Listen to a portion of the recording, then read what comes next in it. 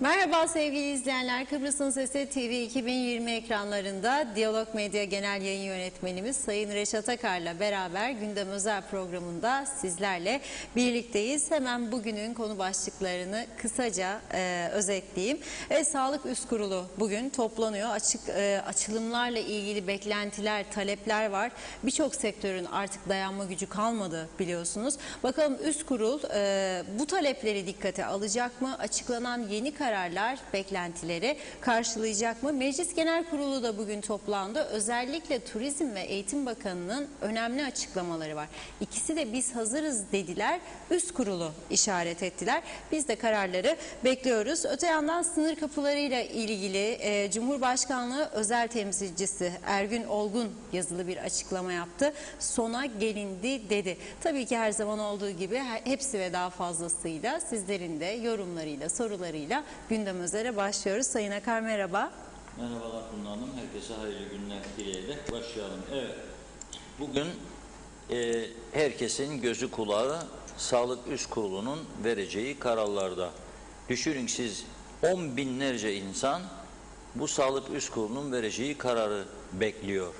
Tabii bu kurulun içerisinde doktorlar var, hemşireler var. Belki de bürokratlar da var, bilmiyoruz. Zaten tam olarak listeyi açıklamış değiller, bilmiyoruz kimler var içerisinde. Fakat yasal olarak da yetkileri ne derecede geniş kapsamlıdır o da bilinmiyor. Ama bu kadar zamandır bu koronavirüs olayı başladığından beri bu ülkede kararları Sağlık Üst Kurulu veriyor. Veya siyasiler alamadıkları, cesaret edemedikleri kararları Sağlık Üst Kurulu izin vermiyor gerekçesine bağlıyorlar. Bu da olur yani. Normalde Sağlık Üst Kurulu belki bazı konularda açılım yapmayı düşünebilir. Birisi onlara acele etmeyelim bu konuda isterseniz doktor hanım veya doktor bey der. Öyle midir onlar da? Evet, bizim bir bildiğimiz var. Ankara'dan da bir uyarı gelmişti falan. Onun için bekleyelim. Tabii ama öte taraftan az önce özetlerde de söylediniz. Bir taraftan da güneyle kapıları açmaya hazırlanıyoruz. Aslında Olgun Bey açıkladı, Cumhurbaşkanlığı görevlisi olarak. Ama esas açıklamayı sabahleyin Rum basınından öğrendik biz. Yani bizim taraf gerçekten yıllardan beri Rum tarafının ardından gidiyor her konuda. Rum tarafı açıklayınca bir şeyi bizim tarafta arkasından açıklama yapıyor. Yani bizim ilk kaynağımız, haberlerin gerçeğini öğrenme kaynağımız Rum tarafıdır. Rum basını yazıyor, biz onlardan okuyoruz. Bizim taraf daha sonra mecbur kaldığı için açıklama yapıyor. Çünkü bizde bir korku psikolojisi vardır. Korku. Aman ne açıklayalım. Niçin açıklayalım? Bırak günü geldiğinde öğrensinler. Başımızı mı ağrıtalım? Şimdi erken açıklarsak ya şu taraftan tepki gelirse ya bu taraftan. Onun için boş ver. Düşünce budur. Maalesef Kuzey Kıbrıs'taki yönetim anlayışı budur. Ne bir plan var, ne bir program var, ne prensipler dizisi var. Hiçbir şey yok. Bir kişinin iki dudağın arasından çıkacak lafa göre ülke yönetiliyor. Daha doğrusu ülkeyi yönettiklerini zannediyorlar. Daha doğrusu toplumu veya halkı veya cemaati yönettiklerini zannediyorlar. Ama maalesef yoktur yani öyle bir ciddi bir yönetim olayı bu ülkede. Yoktur. Hepimiz de biliyoruz ki yoktur yani. Bugüne kadar nasıl oldu? Olduğu gibi oldu. İşte nereye geldi? Sonunda araba duvara tosladı. Yani bugün Türkiye aşı verirse aşı oluyoruz. Türkiye para verirse maaş ödeyebiliyoruz. Bunun dışında kendimizin yarattığı, ürettiği bir durum var mıdır bu ülkede? Kendi kendimizi idare edebilecek bir noktaya geldiğimizi söyleyebilir miyiz? Veyahut da kabinenin, bakanların veyahut da siyasi partilerin bu ülkeyi düzlüğe çıkaracak herhangi bir anlaşılabilir bir plan ve projeleri olmuş mudur bugüne kadar? Olmadı. Birçok şeyler konuşuldu. Bir gazetemiz geçen gün Denktaş 76'da Kuzey Kıbrıs'ın Hong Kong olmasını önermiş. Merhum Turgut Özal da önermişti. Tayvan olsun, Kıbrıs demişti. Ya da Hong Kong olsun. Sonra başkaları Singapur olsun demişti. Ne Hong Kong oldu burası, ne Tayvan oldu, ne Singapur oldu. Çünkü belirli bir kesim, sol kesim Hong Kong falan filan dediğin zaman, Tayvan dediğin zaman hemen köpürür, tepki koyar. Sağ kesim zaten ciddiyetsiz, planı programı yok. Hong Kong'un nasıl bir ülke olduğunu araştırmamış, öğrenmemiş, bilmiyor bir şey. Ya Singapur bilmiyor, öğrenmek de istemiyor.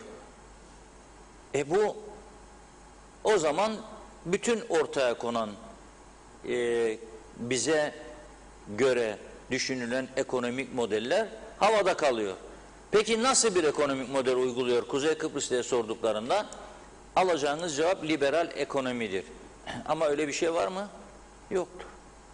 Yani devletçilik hala daha etkin bir durumdadır burada. Elektrik devlet, telefon devlet ama çöktü, çöksün. Elektrik her an gidebilir, gitsin. Narenciye devlet, ne yapalım? Batarsa batar, çıkarsa çıkar, satarsa satar, satamazsa satmaz. Bir şekilde üreticileri biz tazmin ederiz. Tazminat parası da zaten ana gönderiyor. Başka ne var? Nedir uygulanan? Son yıllarda benim görebildiğim turizmde gelişmeler oldu. O da bizim gayretlerimizle de ilgilisi hiç yoktur. Bazı büyük yatırımcılar geldi Türkiye'den. Büyük paralar yatırdılar buraya. Sonunda o paraları yatırdıkları için canları da yanınca buradaki sistemsizlikten kendileri reklam kampanyası yapıp yurt dışında kendileri müşteri bulup bu adaya getirmeye başladılar. Ve bunu yaptıkları zaman da bu insanlar takdir edilecek yerine cezalandırılmaları düşünüldü. Ha bak ne paralar kazanıyor bizim sırtımızdan dediler ve cezalandırmayı düşündüler. Onun için bu ülkenin hiçbir elle tutulur tarafı yoktur. Söylüyorum bazıları der ki umudunu kesmiyordum lan. Tamam kesme. Bak umudumu niye kesmiyorum yurdumdan. Havası güzel.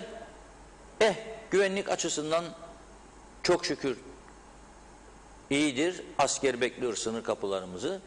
İşte ciddi bir adli suç olayları vardır. Rahatsız olmaya başladık. Rahatsızlığımız gittikçe artıyor. Uyuşturucu patlaması vardır ülkede. Rahatsız mıyız? Çok rahatsızız. Trafik tehlike arz ediyor. Sokağa çıkmak cesaret meselesi oldu. Çünkü memleket denetimsiz, yollarda polis yok. Hiçbir şey yok, denetim yok. Devlet korkusu yok. Suç işlese de adam mahkemede mahkemeye götürülecek. Kaç ayda mahkeme sonuçlanacak? Nasıl ceza alacak? Belli işte 2 kişiyi öldüren bir adam suçlu mu suçlu? Sürat var mı var? Alkol var mı var? Ehliyet yok veya kasko yok. Ama adam gene mahkemeye götürülüyor, çıkarılıyor yargıcın karşısına. Hafifletici nedenler, efendim işte bugüne kadar başka suçu yoktur, evlidir, çocuk vardır, zavallıdır, geçim var, şudur budur. 4,5 yıl hapislik bitti bu iş. 2 can 4,5 yıl hapislik. O zaman caydırıcılığı nerede bunun? Peki ne yapıyor bu siyasiler? Ben anlamış değilim. Gerçekten bu ülke rastgele insanlar yaşıyor bu ülkede. Özeti budur. Rastgele. Devlet politikası diye bir şey yoktur. Herhangi bir plan program üzerine kurulmuş bir ekonomik sistem yoktur. 2 dudağın arasından çıkacak laflara göre idare edilen bir ülkedir. Güvenilir değildir. Yatırımcı yapmak bu ülkeye çılgınlıktır, deliliktir, akıl işi değildir. Ve geleceği bu ülkede iyi bir gelecek düşlemek de akıl işi değildir. Bu ülkede iyi bir gelecek düşlemek akıl işi değildir. Mevcut şartlar için söylüyorum bunu, mevcut şartlarda. Dolayısıyla bana kimse bir şey demesin. Bakınız, en güzel örneğini bugün gördük. Mecliste Turizm Bakanı çıktı, dedi ki bugün turizmi başlatamıyoruz. Çünkü bulaşıcı hastalıklar üst komitesi izin vermiyor. Eğitim Bakanı çıktı kürsüye mecliste. Okulları açamıyoruz. Bulaşıcı hastalıklar komitesi izin vermiyor diyor. Ha böyle bir devlet dünyada olabilir mi? Bulaşıcı hastalıklar komitesi devletin kurduğu bir komite. Sağlık Bakanı'nın oluşturduğu bir komite. Hükümetin altında. Esas aşıdan niye haber vermiyorsun bana sen? Aşı nerede? Aşı nerede be arkadaşım? Aşılayamadın ki sen toplumu daha. Aşı nerede? Onu da söyleyemiyor. Ama bakın ne diyor? Turizm Bakanı çaresiz. Orada oturuyor ama yetkim yok diyor. Eğitim Bakanı çaresiz. Orada oturuyor ama yetkim yok diyor. Ne olacak bu durum? O meclisteki konuşmaları sizin için ekrana getirmek istiyoruz. Bugünkü meclis birleşimini görelim birlikte neler oldu. Burada Sağlık Üst Kurumu bize o resmi çizileceği resmi pazarlayarak zaten biz getirmeyi planlıyoruz. Güney'inle ilgili yine aynı şekildedir çalışmamız. Yani bu şekilde kalıp sadece kapalı devreyle değil, kapalı devrenin dışına da çıkarak aşılı ve çift PCR ülkede rahatlıkla dolaşabilecekleri, süre açısından yine kalacakları süreye yönelik, az önce de söylediğim gibi Sağlık Üst Kurumu'nun yine bize söyleyeceği kaç günde bir PCR yapılacaksa gelecek olan talebe göre, o talep doğrultusunda da 10 günlük, 15 günlük gelecek olanlarla da ilgili şu kadar gün aralığında PCR yapmanız gerekir demekle o insanları buraya getirmek planımız. Çalışmalarımız bu doğrultudadır. Tekrar söylüyorum, biz bu konuda açığız, önerilere açığız. Bu yaptığımız çalışmaları da yerinde görmek için bütün bilgileri aktarmaya da açığız. Bu paylaşımları zaten biz hemen hemen her gün bir paylaşım yapıyoruz. Özellikle hafta sonu kapalı devlet turizmi sonrasında pazartesi ve en geç salı bu bilgilendirmeyi yapıyoruz. Bayram sonrasının bilgilendirmesini de zaten yaptık. İş turizmde kapalı devlet turizmi birlikte. Özellikle Sayın Jale Refik Rogers'ın bu konularla ilgili yapmış olduğu eleştirilere aynı cümlelere cevap verdiğimi hatırlıyorum ama yine referanslarla birlikte cevap vereceğim ki Sayın Jale Refik Rogers milletvekilimiz de bunları açıp bir kez daha okusun da nereden dolayı bu kararlar üretildiğini daha rahatlıkla idrak edebilsin. Birinci ve Bulaşıcı Hastalıklar Yasası yani 45 Taksim 2018 Bulaşıcı Hastalıklar Yasası'nın 36. maddesi birinci fıkrası bakanlığın hastalıklarda koruma için tedbir alma yetkisi yan başlığında açıkça ifade edilmiştir. Ne şekilde kararların üretilecek okuyup görebilirler. Hemen buradan ilgili maddeyi okumak istemiyorum. Rahatlıkla okuyup görebilirler. Bulaşıcı Hastalıklar Üst Komitesi'nin önerileri doğrultusunda bakanlığın karar vereceği ve bakanlığın bu konudaki tek yetkili olduğu orada açıkça ifade edilmiştir. 7 Mart 2020, 9 Mart 2020 tarihinden itibaren Dünya Sağlık Örgütü'nün pandemiyle ilgili açıklamasından sonra bu ülkedeki tek yetkili makam Sağlık Bakanlığı'dır. Bulaşıcı Hastalıklar Yasası'nın kendisine verdiği yetkiye binaen.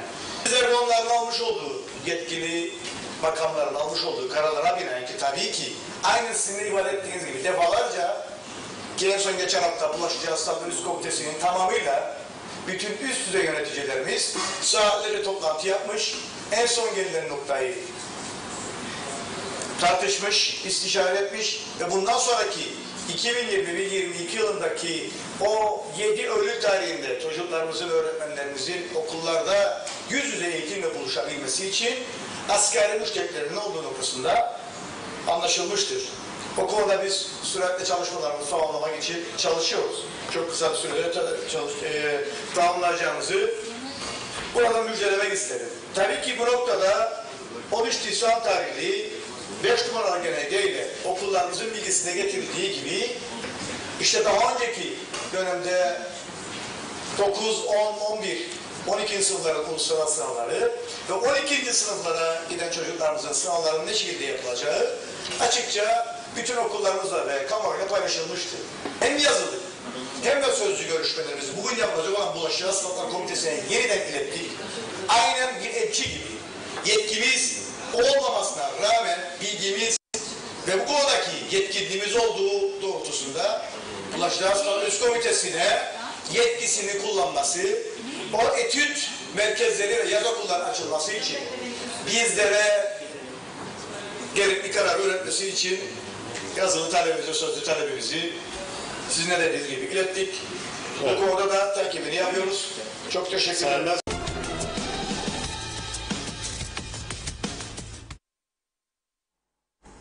Evet, Turizm Bakanı dertli, Eğitim Bakanı dertli, vatandaşlar dertli, turizmciler dertli, otelciler dertli, turizme mal satanlar dertli. Dertli olmayan hiçbir kimse yok. Memleket maalesef bu halde. Ve biz ülkenin yönetildiğini veyahut da yönetildiğimizi düşünüyoruz. Tabii bütün gözler bugün Sağlık Üst Kurulu'nun vereceği kararlarda olacak. Ama bu meclisi biraz daha devam etmek istiyorum. Sonra o konuya geçeceğim. Bu iki konuşmada biraz salonda 3-5 kişi vardı gördüğünüz gibi. Daha sonraki konuşmalarda kürsüye gelen mesela bir Tarım Bakanı kürsüye geldi, Maliye Bakanı geldi. 2 kişi, 3 kişi. Getirin arkadaşlar o görüntüleri, ben konuşurken yanında dursun. Gururla selamlayalım bizim Cumhuriyet Meclisimizi. Bakınız, birleşim varmış bugün ve haftanın ikinci birleşimi, üçüncüsü de yok yani. 2 de var, toplanıyorlar ve bakanlar oraya gidiyor. Tabii bakanlıkta bekleyen işler duruyor. Böyle bakanın önünde dosyalar duruyor. İmza bekliyor. Kalsın diyor. Ertesi gün biraz daha yükseliyor çıta. Kalsın diyor. Biraz daha yükseliyor. Kalsın diyor. Sonunda diyor ki adam ömrüm yetmedi diyor. Kusura bakmayın diyor. Biz imzalayacaktık diyor. Yani ama yetmedi ömrümüz. Bizden sonra gelenlerdir suçlu diyor. Ondan sonra o yeni gelen diyor ki yok o onun tercihiydi. Biz daha bu konuları tezekkür etmedik diyor. Parti içinde MYK'mızda, parti meclisinde falan tartışmamız lazım diyor. Osman Nuri karşı çıktı diyor bu konuya diyor. Ayşe Hanım bilmem ne diyor. Bekliyorlar. Sonra öteki geliyor. Sonra biz böyle bir oluşumdan ve böyle bir kaliteli siyasi yapıdan, kaliteliği ne anlamda söylediğimi anlarsınız. Bekliyoruz ki bu ülke düzlüğe çıksın, adam olsun veyahut da birileri müdahale etmesin bu ülkeye. Yani herhalde birileri etmek zorunda kalacak. Sayın Erdoğan 20 Temmuz'da dünyayı sallayacak mesajlar vereceğini açıkladı Kıbrıs'tan. Nedir ben de merak ediyorum. Ama ilhak olmaz tabii, onu söyleyeyim. Öyle bir mesaj vermez zannetmiyorum. Ama Geçikkale Havaalanı'nı askeri amaçlı bir üs olarak açabileceğini söyleyebilir. Çünkü orada bir kelime kullandı, dedi ki 2 havaalanı var dedi açıklamasında. Biri dedi bildiğiniz gibi Ercan, o devam edecek dedi. Ötekisi de dedi ismini söylemeden zaten başka havaalanı yok. Yani Geçikkale'yi kastettiği belli. Oralara diyor İHA'larımız, SİHA'larımız diyor. Hani diyor Orta Doğu'da bir tehlike olursa diyor inebilir diyor mesela. Orada kalabilirler ki tehlikeye karşı diyor koruyalım.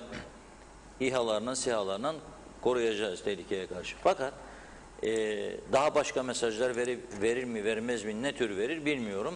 Göreceğiz. Ama arada bir, kendisi de söyledi Sayın Erdoğan, arada bir dünya karşı dik durmak iyidir. Zannetmesinler ki çaresizlik burada. Şimdi esas mesele Sayın Erdoğan'ın vereceği mesaj siyasi, askeri ayrı bir konu ama esas mesele biz burada kendi Cumhurbaşkanımız var, kendi Başbakanımız var, meclisimiz var, meclis başkanımız, meclis başkan yardımcısı var, başbakan var, 10 tane bakan var, çok sayıda müsteşar var, müdür var ve bu saydıklarımın hepsinin altında da devlet arabası var. O devlet arabalarının akaryakıt parasını biz ödüyoruz, vergi mükellefleri. O devlet araçlarının bakım onarım paralarını biz ödüyoruz. O devlet araçlarının ruhsat sigorta paralarını, şoförün maaşlarını biz ödüyoruz, vergi mükellefleri. Ve bu devlet vergi mükelleflerini hele son 15 aydan bu yana yakmış durumdadır. Herkesin canını yakmış durumda. Doğru dürüst karar alamıyor, üretemiyor, korkak bir politika, birilerinin telefonunun üzerine veyahut da birilerinin korku vermesi üzerine sinip kalıp da karar üretmeme gibi bir yapı, kendi parti içlerindeki hesaplaşmalar ve bu hesaplaşmalar yüzünden içte kendilerindeki ayrışmalar ve ortaya çıkan herkesi memnun ederek karar alma mekanizmaları, dolayısıyla bu yapıdan ne sonuç çıkacak? Ben gerçekten merak ediyorum. Ama herkesin gözü kulağı bugün bu Sağlık Üst Kurulu'nun vereceği kararlarda. Bir tek şeyde bugün için umutlu olabilir şu an itibariyle. Sayın Başbakan geçen gün dedi ki eğer vaka sayıları bu şekilde düşük çıkmaya devam ederse pazar günü yani 2 gün sonra beklenen sokağa çıkma yasağı kaldırılabilir dedi. Onun için bekleyeceğiz pazar günü için. Şu anda kimse hesap kitap yapmasın. Evde olacağı düşüncesiyle hareket etsin. Sağlık kurulu lütfeder de derse ki çıkabilirsiniz, çıkacağız. Tabii biz de sokağa çıktığımız gün, geçen gün bayramda yaptığımız gibi 30-40 kişi bir araya gelip öpüşmeli sahneler, Facebook'larda fotoğraf paylaşma sahneleri olmasın. Yani ona da dikkat etmemiz lazım. Dün bu programda İngiltere'den Doktor Teoman Sırrı'yı bağlamıştık. Bugün bana mesaj yazdı. Sonra da telefonda konuştuk kendisiyle.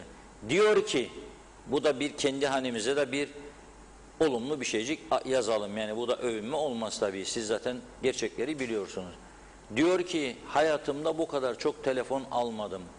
Hayatımda bu kadar çok tebrik almadım. Sizin programa çıktığım için o kadar çok telefonlar, o kadar çok övgüler, o kadar çok ilgi. Gerçekten ben buna teşekkür ediyorum. Sizinle bu bağlantıları sürdürelim diyor. Ancak diyor dün bağlandık, bugün herhalde beni bağlamazsınız. O da tahmin ediyor. Onun da yoğun işleri var. Ama lütfen sen söyleyiver diyor. Bu insanlara havaalanında bileklik bağlayıp 750 liralarını almak yerine diyor, PCR'lara ağırlık versinler. Gelirken bir PCR, girdikten sonra bir PCR yapsınlar. 2, dün ortaya koymuştu. İngiltere'de devlet bütün vatandaşlara, yani 80 milyon insan ama kaç tane ev var bilmiyorum. Diyelim ki 10 milyon konut varsa 10 milyon konuta bedava evde kendi kendine test yapabileceği kitler gönderiyor. Bedava. Fakat diyor bunun maliyeti 1,5-2 dolar civarındadır. Bu kitlerden devlet getirsin, eczanelerde satılsın, parayı veren gitsin alsın 1,5-2 dolara bu kitleri, kendi evinde veya kendi iş yerinde. Adam kasaptır, 2 tane çırağı vardır, müşteri girer çıkar dükkana, kendini önce bir kontrol alsın, beklemesin PCR kuyruklarında, hele bu sıcağın altında gidecek de neticesinde 10 saat 12 saat sonra belki verecekler. Yapsın, çıkarsın, yapsın, 15 dakika içinde diyor sonucu çıkar bunun. 15 dakikada sonucunu alsın, kendine güveniyor, daha güvenle baksın. Eğer bir sorun da varsa gitsin tedavi olsun bir an önce. Artık çözüm budur. Bizim yasalarımız buna izin verir mi ya doktorum dedim. Orasını bilmem dedi. Bana göre vermez. Bu ilaç yüksek kurulu bilmem falan filan meselelerine girer. Bunu oralara gidip söylemek lazım. Siyasi karar gerekebilir. Sağlık Bakanı'na, Sağlık Bakanı durun bakalım diyebilir. Ondan Bakanlar Kurulu'na gidebilir. Bakanlar Kurulu bunu danışma ihtiyacı hissedebilir. Türkiye Sağlık Bakanı'ndan görüş isteyebilirler. Falan filan bizde kolay kolay bu işte yürümez. Yani bağımsız bir sağlık örgütümüz, teşkilatımız ya da profesyonel anlamda çalışan bir mekanizma bizde yok. İzin verecekler mi buna dedim. Mesela diyor oteller diyor her hafta mecbur ediyor çünkü her grup gelip gittiğinde çalışanlar PCR testi yapacak. Hadi bakalım 3 kilometre kuyruk, bekle babam bekle, herkese test yapacaklar. 10 saat, 14 saat, 18 saat, 24 saat sonra sonuç verecekler. Bunu yapmak yerine diyor işte bu basit işi alın, herkes kendi çalışanına bunu yapsın. Ha yapmaz mı? Yapmazsa o kadar, o zaman da kapanmayı göze alacak. Yapsınlar. Bir çözüm yoludur bu. Hangi insan işinin kötü gitmesini ister? İstemez. Müşteri geldi oteline. Ateşim var. Kendimi iyi hissetmiyorum. Hemen oradan bir PCR 1,5 dolarlık ver yapsın. Ama tabii dediğim gibi bununla ilgili karar üretmek lazım. Öyle birisi çıksın da getirsin de piyasaya versin. Bunun mümkünatı yoktur. Sağlık Bakanlığı buna izin vermez. En ufak şeyde bile bakanlık onayı ister. Sağlık Bakanlığı'nın ilgili mercilerine gideceksiniz. Oraları geçeceksiniz. Onları tatmin edeceksiniz. Ondan sonra izni alabilirsiniz. Dolayısıyla şu an itibariyle böyle bir durum yok. Ama mesela kapılar açılacak haberi bugün Rum basınına çıktı ya. Şimdi gene Rum basınından öğrendik. Rum basından öğrendik. Bugünkü Diyalog Gazetesi'nin ön sayfasında var bu haber. Pfizer firması Güney Kıbrıs'a şu ana kadar, şu an itibariyle Mayıs ayında her hafta 30.000 tane aşı gönderiyor. Pfizer firması. Açıklama böyle. 1 Haziran'dan itibaren her hafta 50.000 aşı gönderecek. Yani adamlar nüfusun %45'ini aşıladıkları halde yine yüksek dozda miktarda aşı almaya devam ediyorlar. Çünkü 3. dozda gerekebilir yıl sonuna doğru, hazırlıklı olsunlar diye. Bizim burada tıs yok kimseden. Kimseden bir proje üretme, bir fikir, bir şey yapalım ya, yok. Kimsede bir şey yok. Hiçbir hareket yok, hiçbir şey yok. Ana vatan nasıl olsa gönderecek. Ben de dua ediyorum. Gönder ana, gönder ana, gönder ana. İnşallah ana vatanla alacak aşıyı.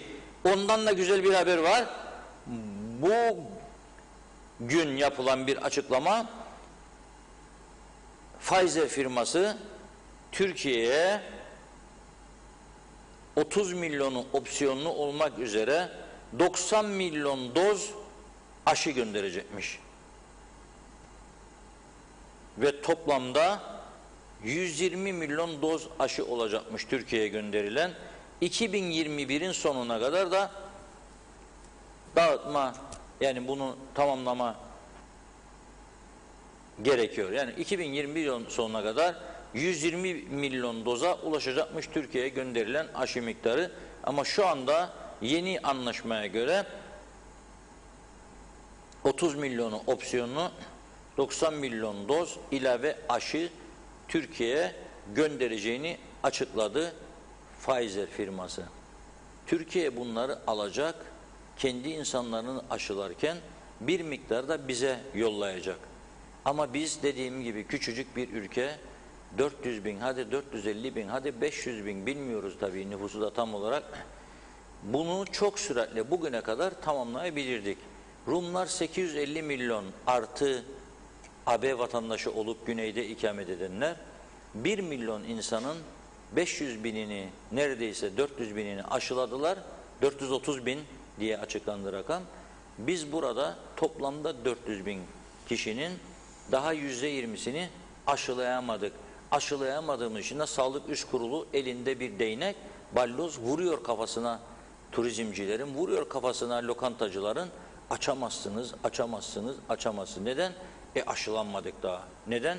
Korona korkusu var da öyle. 15 aydır bu ülkeyi bu şekilde yönetiyorlar ve tekrar ediyorum, biz de umutlanıyoruz bunlardan. Siz umutlanıyorsanız o zaman ben de umutlanacağım. Evet Funda Hanım, buyurun. Başlayalım mesajlara. Çok teşekkür ediyoruz her zamanki gibi yoğun ilginize. Sayar Aker, selamlar. Gündem hem Kıbrıs'ta hem Türkiye'de çok yoğun. Her yerde mafyalı işler demiş. Evet.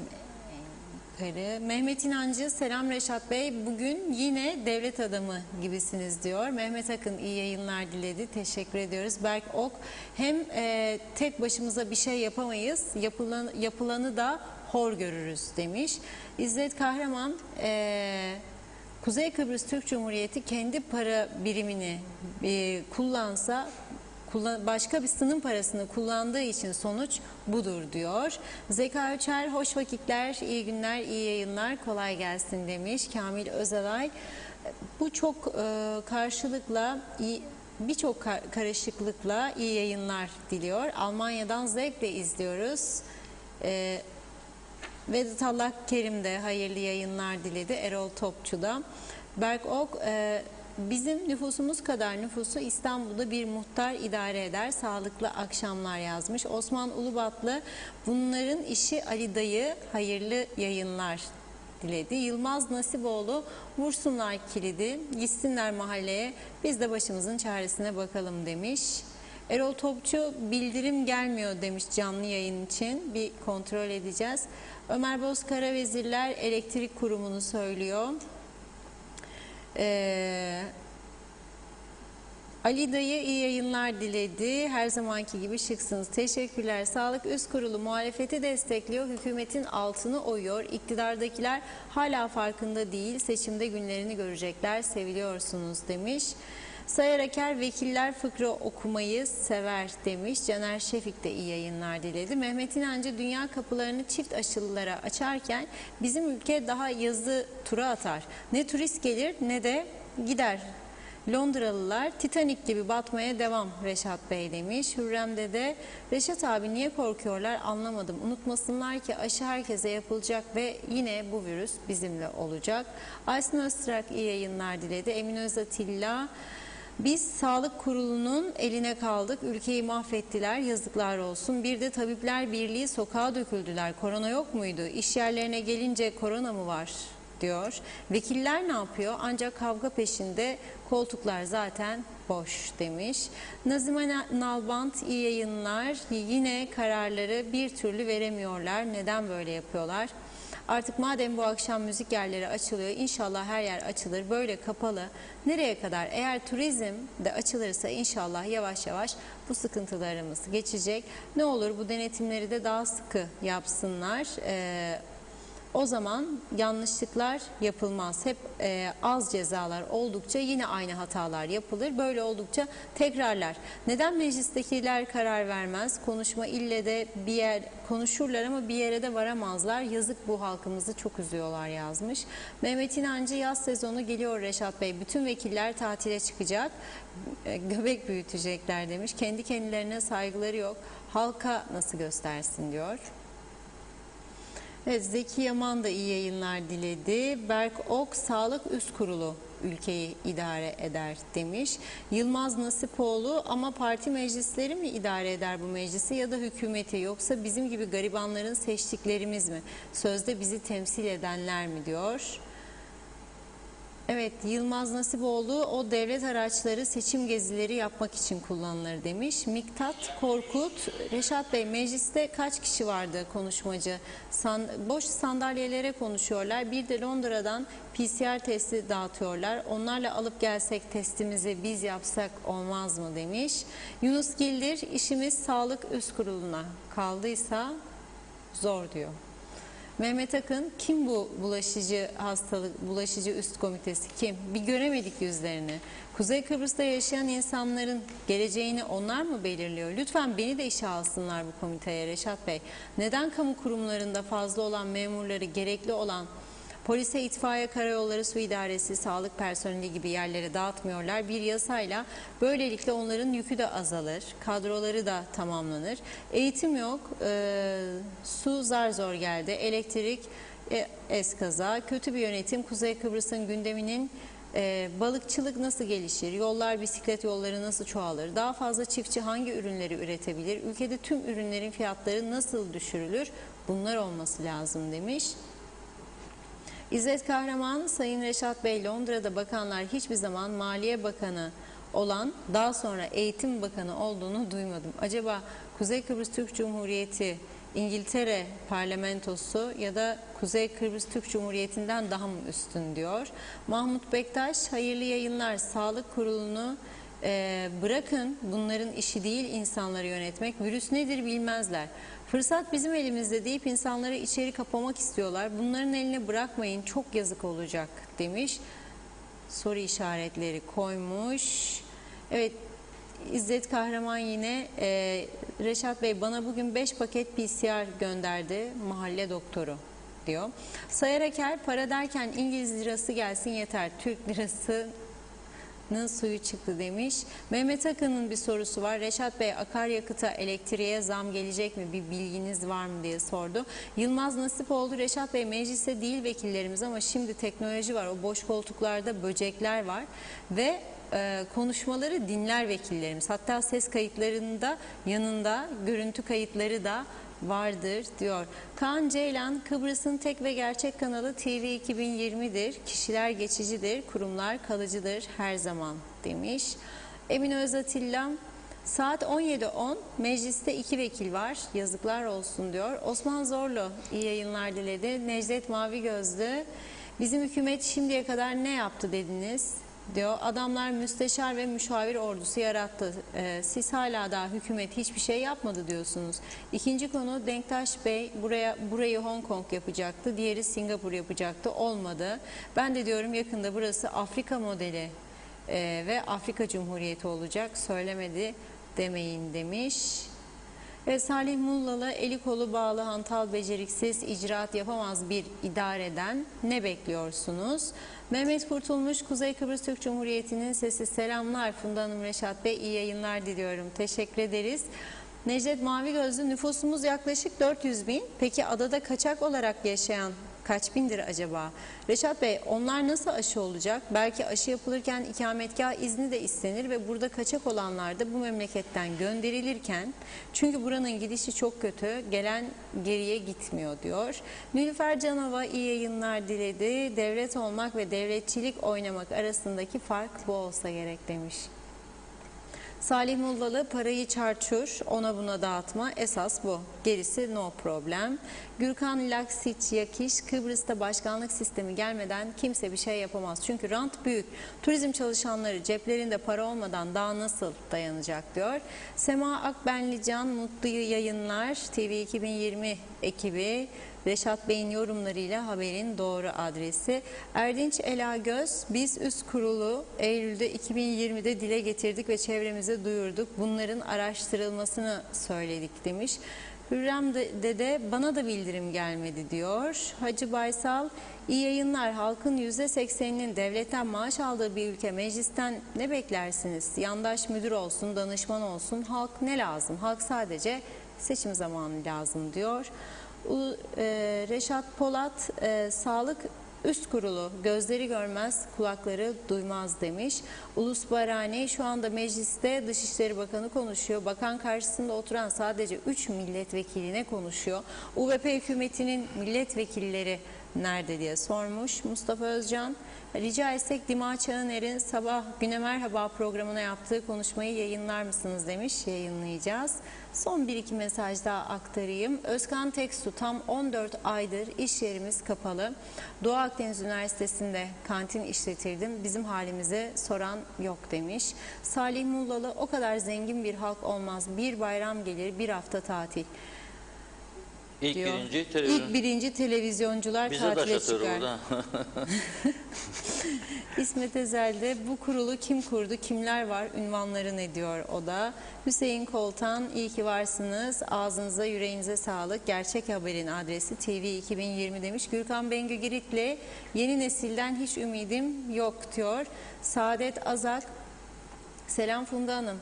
Ne yapacaklar? Bu hükümet, biz turizmciler öldük zaten, bizi gören yok ya da gömen yok. İnanın hak, hukuk, adalet yok. Biz ne yapacağız? Hangi kapıyı çalacağım? Bizi aç susuz bıraktılar diyor. Eleştirdi. Şaka gibiler, resmen bizimle dalga geçiyorlar. İnanın, saygılar demiş. Ulus Barani, mecliste Tahsin Bey ve Kudret Bey karşılıklı olarak ne güzel konuşuyorlar. Kimse olmadığı için tantana da yok demiş. Ahmet Buçener de 4 aylık hayat pahalılığı meclisten geçti mi diye soruyor. Sema Cağ'dan, Kuzey Kıbrıs'ta başkanlık sistemi yok ama dönüşümlü bakanlık sistemi var demiş. Necdet Mavi Gözlü, başkanlık sistemi olsa ne olacak acaba diyor. Cumhurbaşkanı istediği atamaları oraya koyacak. Ha şimdiki hükümet, ha Cumhurbaşkanı'nın atayacağı adamlar demiş. Ve son olarak Nazime Hanım'ın mesajını da okuyayım. Reşat Bey, çok doğru, bizlere izah ediyorsun. Bu bilekliklerle çok da işe yaramazmış derler. Bir de bilekliklere bu kadar para verirler. Geri de vermezler. Neden böyle bunlar? Halkımız halkımız duydukça nasıl gelecekler?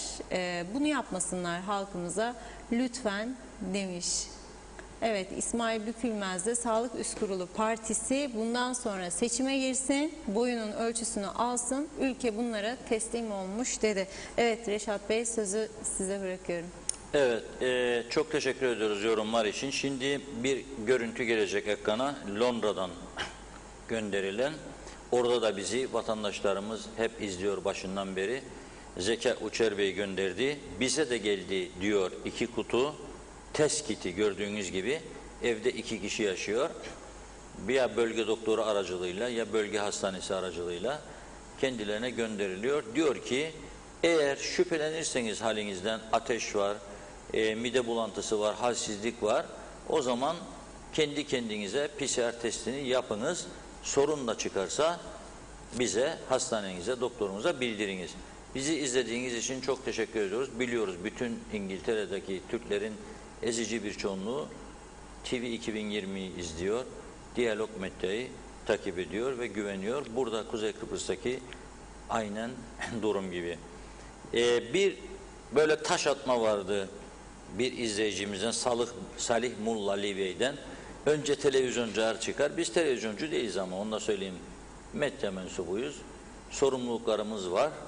Evet, tatil yapanlar olabilir ama biz o bayram günlerinde de hep çalıştık. Gazetemiz var, unutmayalım. Televizyonun bütün gün içinde haberleri var, diğer yayınları var. Bunları takip etmek, bunlarla uğraşmak zorundayız. Habercileri takip etmek zorundayız.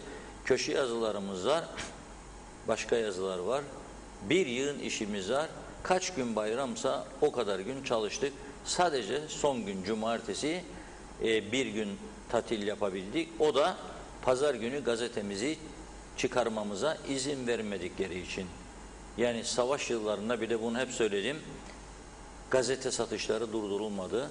Fakat bu korona gerekçesiyle bizim ülkemizde son haftalarda 7-8 haftadan beri pazar günleri bütün bayileri kapattıkları için tüm marketleri, ki genellikle gazeteler marketlerde satılıyor, dağıtıcılar da tatile girdiği için bu ülke pazar günleri gazetesiz kaldı. Böyle bir lüksümüz yoktu ama yaptılar. Şimdi kime şikayet edeceğiz? Çok büyük ciddi maddi manevi zararlarımız var ama kime şikayet edeceğiz? Etsek ne olacak? Mahkemeye versek ne olacak? Kimden ne talep edeceğiz? Yani bu kadar vatandaşımız işsiz, güçsüz, parasız kaldı. Kimi dava edebildi? Kimden para talep edebildi? Tazminat. Mümkünatı yok. Hele bu ülkede hiç yok. O yüzden diyorum ki yazık ettiler bu ülkeye bu kadar uzun süre. Hiç olmazsa bundan sonra sabırlar o kadar bir taştı ki Mustafa Özcan Bey de yazdı. Dima Çağınır Bey'in sabahki konuşmasını verebilirim sizde. Dima Çağınır Bey'in dünkü açıklaması aslında çok önemliydi. O yüzden bu sabah televizyonumuza bağlantı kuruldu kendisiyle. İlk defa bir sivil toplum örgütü başkanının bu kadar sert bir açıklama yaptığına tanık olduk. Biz de yerinde miydi? Evet, yerindeydi. Kendisine, işletmelerine karşı tavır alabilirler mi? Evet, alabilirler. Bunu göze alarak bu açıklamayı yapmıştır. Çünkü bakınız şöyle bir şey vardır. Siz bana bir tarafta istediğiniz kadar servet koyun önüme, bir tarafta da bana bir takım engeller çıkarmaya başlayın. Yani servet koydum, bu tarafta da sana engel koyuyorum. Ne kıymeti var bunun? Ne kıymeti var? Al servetinle sana kalsın ama bana özgürlüğümü alma. Elimdeki bir güç olan özgürlüğümü alma benim elimden. Bu bütün hayatta her kurum için, her kişisel ilişkilerde olduğu gibi geçerli bir kuraldır. Bana saygı duyuyorsan yaptığım işe, dürüstlüğüme, her şeyime, o zaman benim özgürlüğüme dokunma. Bana engel koyma. Beni üzme. Beni zorlama. Çünkü her insanın da sabrının bir sonu vardır. O sabır taştığı zaman insanlar tabii ki istemeye bir takım şeyler istemese bile yapabilir. Çünkü hayat zaten sınırlıdır. Bir süre sonra hepimiz ne olacak? Toprak olacağız. Toprak olacağını düşünen insan da kendisine bir hedef çizer. Çizenler çizer, çizmeyenler çizmez. O hedef doğrultusunda yaşantısını götürebildiği kadar götürür. Ama bu yaşantı zikzaklarla dolu olursa insan zaten ne olur? Yıpranır, ömrü kısalır. Ne kıymeti var? Varsın biraz destelenmiş bir şeyler varsa o da toprağın içine gömülür veya birilerine gider. Dolayısıyla adam doğru yaptı. Doğru mu yaptı? Evet, Dima Çağınır doğru yaptı. Ne diyor? Bakınız. Hükümet etmek diyor, irade ister. İradeniz yoksa diyor, yönetemezsiniz diyor. Tekrar ediyorum. Hükümet etmek irade ister. İradeniz yoksa yönetemezsiniz diyor. Bu kime söylüyor bunu? Bizim hükümetimize söylüyor. Özellikle de başbakana söylüyor. Elini diyor yumruğunu masaya vurmalıdır demişti dün. Ama masa varsa önünde vuracak. Şimdi ben de kaldırdım elimi. Masa var. Vuruyorum. Bu tarafa döneyim. Masa yok, vuruyorum, elim boşluğa düşüyor. Aynı durumdadır. Başbakanın acaba önünde, tabii makam odasında var da, genel anlamda söylüyorum. Masası var mı acaba? Ya koltuk sağlam mı acaba? Yoksa başkaları mı tutuyor koltuğu? Dikkat et ha derler. Eğer bir şey yaparsan çekeriz koltuğu, alırız altından. O da aman aman aman aman der. Çünkü bizim koltuklarda, unutmayalım, başbakanlık ve bakanlık koltuklarında 404 diye bir yapışkan vardır. Onun üstüne oturduğum zaman zannediyorsun ki o 404 hep etkili olacak ve kimse seni oradan kaldıramayacak. Zorlasalar da kalkmayacaksın ama 404'ün etkisi de bir yere kadardır. Şimdi hele şimdiki imalat 404'ler çok uzun gitmiyor. 8-10 ayda su gibi oluyor. Yolların çizgilerine bakınız, Kuzey Kıbrıs geneline. Trafik ikaz çizgileri. Tam seçime 1 ay, 2 ay kala, 3 ay belediyeler tümü, başkanlar, hadi bakalım şurayı da yapalım, hadi bakalım burayı yapalım, seçime 3 ay kaldı, gözünü boyayalım Kıbrıslı Türklerin de ocuklarını alalım gene. Boyanıyor mu gözümüz? Bizim de boyanıyor. Unutuyoruz 4 yıllık sürede çektiğimiz çileleri. Yolun orta çizgisi kaybolmuş. Koruyucu bariyerlerin üzerindeki boyalar silinmiş, dökülmüş. Durmak, beklemek yasaktır çizgileri yok. Hepsi silinmiş. Ne zaman boyuyorlar? Seçime 3 ay, 4 ay kala, 2 ay kala başlıyorlar boyama. Fakat öyle bir ihaleye çıkıyorlar ki, öyle bir ihale bağlantısı yapıyorlar ki, destek gelecek taraflara ağırlık veriyorlar. Ha yapıyoruz ama bak seçimde unutma, 10 tane arabacık, 5 tane kiralık arabacık bizim için de kiralayacaksın. Koştursunlar, başkan propaganda yapsınlar. Seçim bittikten 15 gün sonra o ikaz çizgileri siliniyor. Neden? Herhalde sulu boya gibi bir boyayla boyuyorlar. Yani kalıcı değil. Normal Güney Kıbrıs'ta, Avrupa ülkelerinde yolları çizdikleri zaman, boyadıkları zaman en az 3-4 yıl gidiyor. Bizim ülkemizde 2-3 ay bilemediğiniz seçim biter bitmez sulu boya gibi siliniyor yollar. Aynı şekildedir bu da. Dolayısıyla Dima Çağıner bugünkü Sağlık Üst Kurulu kararının olacağını bildiği için uyarısını yapıyor ve buna rağmen diyor şimdi siz Haziran'da bizi atsanız bile diyor. Biz ne zaman diyor tanıtım yapacağız? Ne zaman hazırlık yapacağız? 2021'i yediniz diyor bize. Bari 2022'nin planlamasını yapalım. 2022'nin planlamasını Turizm Bakanı nasıl yapacak Allah aşkına? Onu da yapamaz. Ne diyor? Bende değildir yetki diyor. Davul bende diyor, tokmak başkasında. Davul bende, tokmak başkasında. Bir izleyicimiz de sordu. Dün Maliye Bakanı'ydı, bugün de Eğitim Bakanı nasıl olur dedi Eğitim Bakanı için. Yani bu tuhaf bir şey mi bu ülkede? Olur. Her şey olur. Yani çok oldu. Mesela Dışişleri Bakanımız Ulaştırma Bakanı oldu bir ara. Maliye Bakanımız Tarım Bakanı'ydı. Hop bir anda yıldızı parladı. Bazı kesimlerde onun olmasını istiyordu kasanın başında. Bir anda Maliye Bakanı oldu. O da şaştı. Bu işe mali uzmanlığı yok benim bildiğim. Yani charter accountant falan bir yerlerden geçmiş hesap kitap şu yoktur öyle bir şey. Gerek de yok zaten. Çünkü zaten belli kaynaklar belli. Az miktarda yerel vergi, çok miktarda Türkiye yardımı bitti bu iş. Elde edilen paranın %85'ini maaşlara, geri kalan %15'i nenemi çıkarsan mezardan o da dağıtabilir. Nereye dağıtılacağını. Yani onun için olur bu ülkede. Bunu yadırgamıyorum.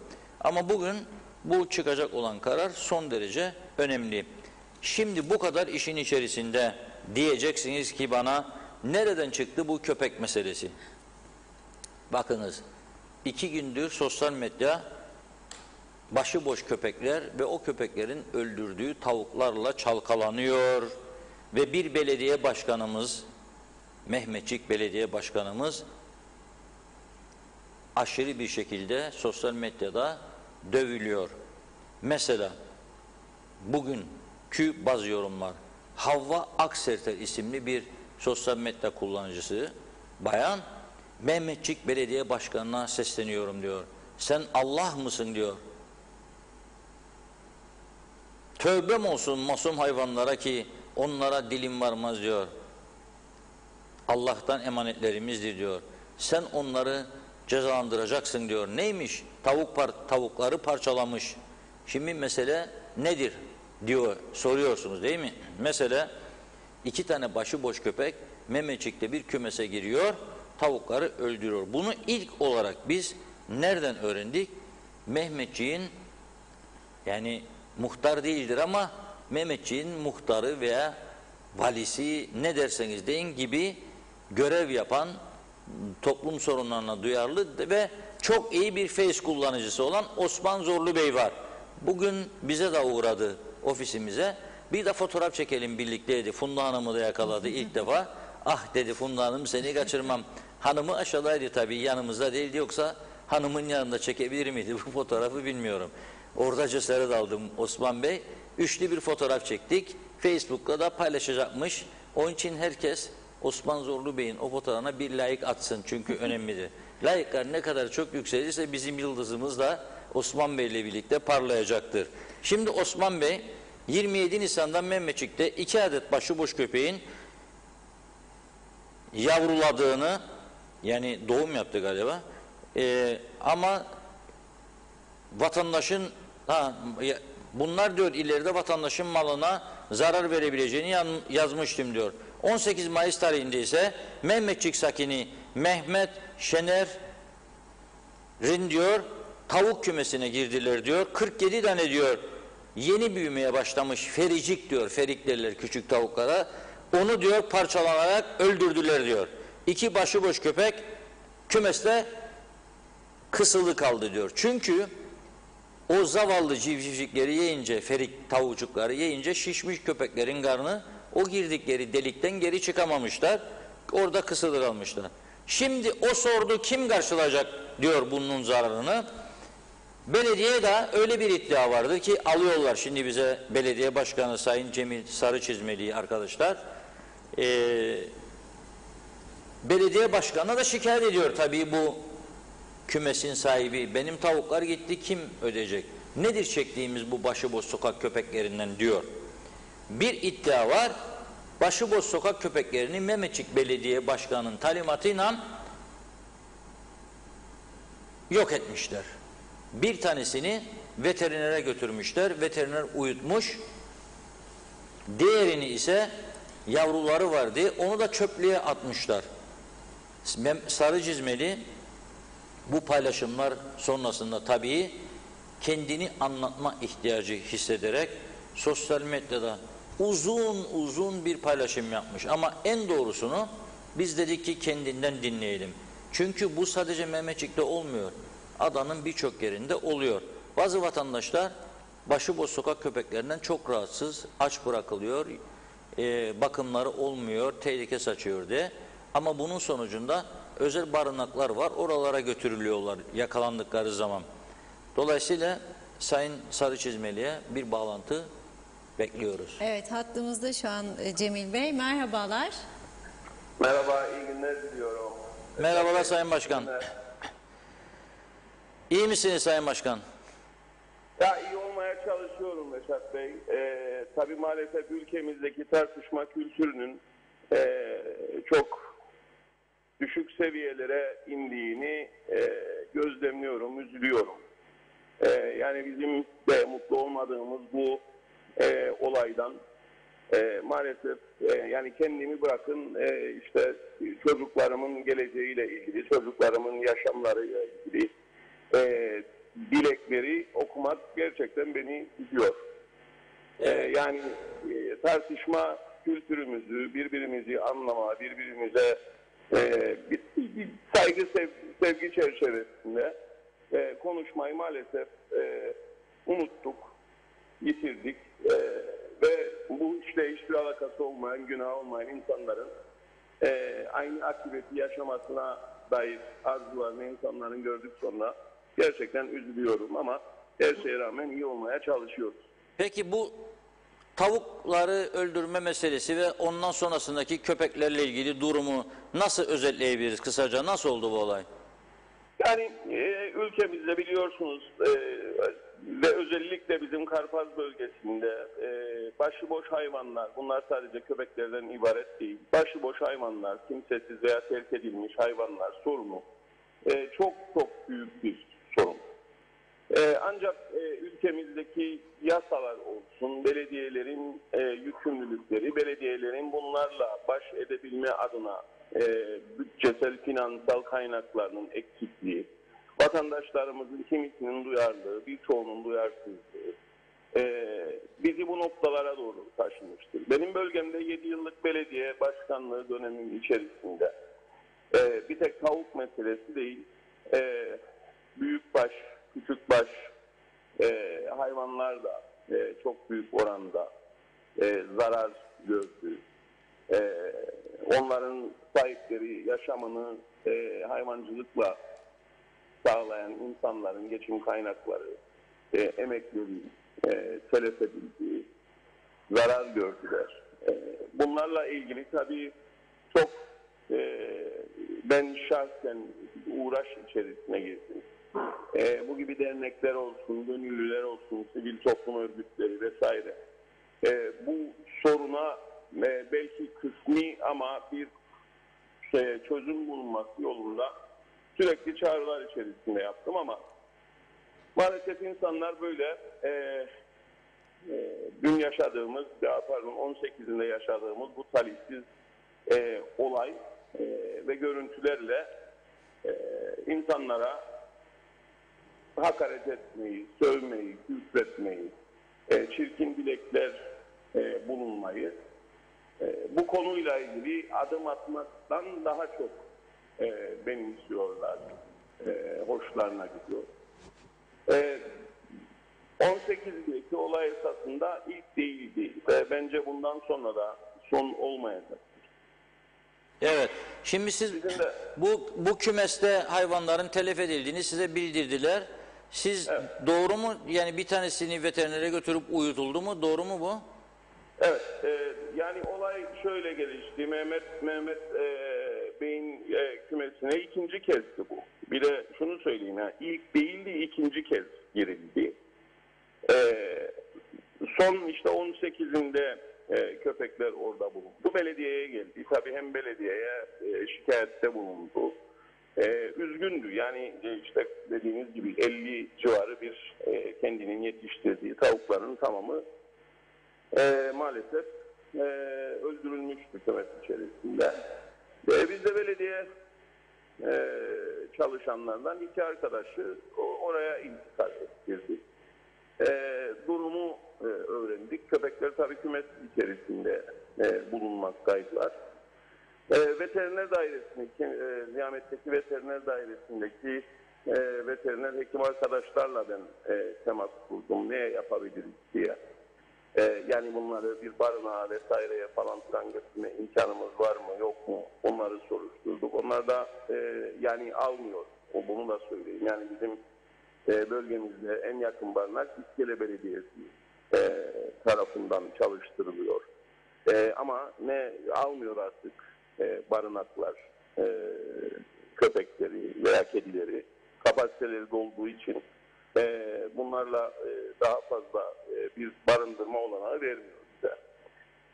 Veteriner hekim arkadaş da özellikle bir tanesinin çünkü biraz da iri yapılı bir hayvanlı. Arkadaşlar biraz çekinerek yanaştı kümesin içerisinde. Korkmuştu yani köpeğin doğal bir refleks olarak korkuyor. Kendini savunmak için de ister istemez köpek refleks olarak agresifleşiyor. Onu bir ip yardımıyla tuttular ve veteriner hekim arkadaş bu hayvan refahı yasası çerçevesinde bu tip vakaların artık bir alışkanlık haline geldiği gerekçesiyle yani bu tip köpeklerin sürekli bu alışkanlığı yapacağını düşünerek bu köpeğin uyutulmasının en uygun olduğunu bildirdi bizlere. Biz de o çerçevede bu köpeği uyutulmuş olarak getirdik. Mehmetçik çöplüğü civarına bir yere bıraktık. Tabii bizim eksiğimiz işte yani niye gömmediniz vesaire falan açısından ama oradaki ekipman eksikliği yani elimizde o saatlerde bir gelin kepçenin olmaması oraya bırakıldığı açıkçası. Pek çirkin bir şey, doğru bir şey. Bunu da ben doğru da bulmuyorum. Arkadaşlara hatta niye gömmediniz diye de biraz çıkıştım açıkçası ama olay zaten benim bilgime geldiğinde bu görüntülerle bilgime geldi. Yani sosyal medya üzerinden gönderilen resimlerle bilgime taşındı. Tabii Peki, oradaki sizin Sayın Başkan köpek barınaklarınız yok mu belediye olarak? Hayır Reşat Bey, yani şunu söylüyorum. Bir, köpek barınaklarına ben şahsen bunu da açık yüreklilikle söylüyorum. Uzman arkadaşlarla konuşuyor. Yani köpek barınakları aslında köpeklerin refahı için çok da uygun yerler değildir. Bunun başka farklı yöntemleri olması gerekiyor. Bunu da bu konuyla ilgili arkadaşlardan ben serzeniş de yapıyorum. Yani gelin bize bu konuda hepimiz hassasız. Ben de hassasım bu konuda. Gelin bize bir işbirliği içerisinde bu konularda yardımlaşalım. Yani tek başına bunu belediyenin yüklenmesi, bizim çapımızdaki bir belediyenin buna ciddi bir finansman ayırması, böyle bir yatırımı yapması çok da mümkün değil. Ya bütün belediyeler veya bölgesel belediyeler ile hayvansever arkadaşlar, köpek dostları, diğer sivil toplum örgütlerinin bir araya gelip buna bir ortak çözüm öneri bulması gerekiyor. Ama bu öneriler de hiçbir zaman gelmiyor. Yani belediyenin görevidir, yapsın barınağını, niye belediyenin barınağı yoktur diye sürekli topu belediyelerin üzerine atıyorlar. Bu sadece Mehmetçik Belediyesi için geçerli bir durum değildir. Bütün belediyelerde bu konular yaşanır. Ama bütün belediyelerin de her birinin de bir hayvan barınağı yapma olanağı yoktur. Bunun finansal olarak da mümkünü yoktur.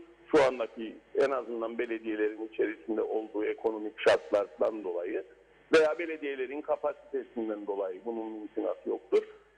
Bir de zaten birçok uzman arkadaş da bu barınakların da aslında köpeklerin refahı içinde çok uygun yerler olmadığının da üzerine basa basa söylüyorlar. Bunun başka yöntemleri vardır. Bunları irdelemek lazım. Tabii Karpaz bölgesindeki köpek sorunu çok daha farklı bir boyuta varmıştır. Çünkü birçok köpek yerleşim yerleri içerisinde yaşamıyor esasında. Birçok köpek ovada, dağda, bayırda gruplar halinde yaşıyorlar.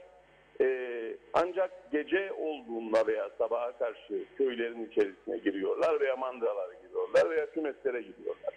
Ve bu hayvanlar gerçekten tutulması artık imkansız bir noktaya doğru geldi. Yani bir nesil artık vahşileşmişlerdir de bu durumda. Bunu söylerken köpekleri suçlama anlamında bunu söylemiyorum. Tabii ki köpeklerin suçu yoktur. Köpekleri başıboş veya ovaya terk edenlerindir esas suç. Burada köpeklerin hiçbir suçu yok. Ama bu realiteyi de değiştirmiyor. Bu köpekler vahşileşmiştir ve tutulmaları da son derece zordur. Yani biri bize yani görseniz ne durumda olduklarını birer doğaya sanki de adapte olmuş, doğanın parçası olan sanki de yabani hayvanlar gibi hareket ediyorlar. Ve yanaşmak, tutmak inanın çok zor, hatta imkansız bir noktaya doğru geliyor. Evet. Ama bunlara bir çözüm bulmak gerekiyor mu? Elbette ki çözüm bulmak gerekiyor. Elbette ki çözüm bulmak gerekiyor ve belediyeler de burada bu konuda sorumludurlar. Sorumluluk da almak istiyorlar. Ancak bunu tek başlarına başarabilmelerinin mümkünatı yoktur. Bunun içerisine ciddi anlamda sadece eleştirel anlamda veya sosyal medya üzerinden yapılacak olan telkinlerle değil, fiiliyatta bu arkadaşların da gönüllülük esasında bu noktada çok daha fazla aktif olmaları gerekiyor. Belediyelerle birlikte çalışmaları gerekiyor. Sadece belediyelerin görevidir. Niye yapmadınız, niye engel olmadınız, niye bu hayvanlara bakmadınız demek yerine bir fiil belediyelerle işbirliği içerisinde bu hayvanların hayatını nasıl daha güzel yapabiliriz noktasında çalışırken aynı zamanda da geçimini hayvancılıkla sağlayan insanların da geçim kaynağı olan hayvanların da korunmasıyla ilgili ve çalışmaların yapılması gerekiyor. Doğru. Çünkü evet, bir taraftan köpekler de büyük bir sorun ama onların da yaşam hakkı var. Onlar da birer canlıdır.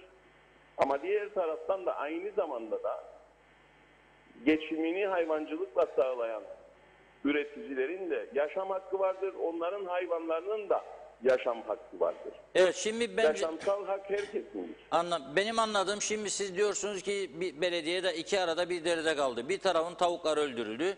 Bir taraftan bir köpek uyutuldu. Öteki köpek de çöplüğe bıraktınız galiba belediye ekipleri. Dolayısıyla şimdi sosyal medyada, kamuoyunda size yönelik ciddi eleştiri var. Sizi savunanlar da var tabii. Yani mesela Fevzi Çakmak Bey var, onu da okudum. Öldü, katlettiler diyor. Şimdi bu insanların zararı yani kim verecek diyor.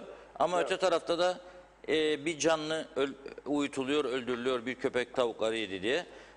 İşiniz zor, kolay gelsin diyoruz. Çok teşekkürler size Sayın Başkan. Ben teşekkür ederim Reşat Bey. Size de kolay gelsin. Sağ olun. İyi günler diliyorum. Evet. Zor zanaat dedikleri olay. Şimdi bakınız ekrana İngiltere'den bir fotoğraf daha geliyor. Ayşe Güner Mertcan Hanım göndermiş. Şöyle diyor, bu mesaj aslında bir kitaplık laftır. Kabaklar var. İlk gönderdiğim fotoğraf Ayşe Güner Mertcan Londra'dan. Bakınız, tabii ekranda Gündem Özel TV 2020. Teşekkür ediyoruz çok bizim izlediğiniz için, sürekli izliyorlar.